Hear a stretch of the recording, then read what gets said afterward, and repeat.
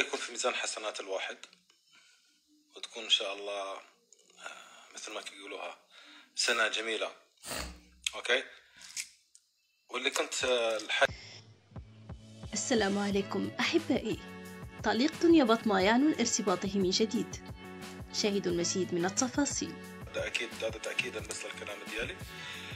السنة كانت زوينة حلوة بمرها، كانت فنة، كانت رائعة، كان فيها.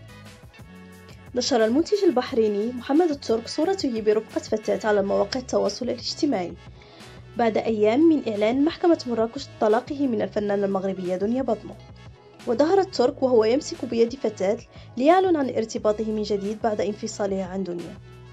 وكانت المحكمة بمدينة مراكش قد قضت المنتج البحريني السجن لمدة 3 أشهر مع غرامة مالية.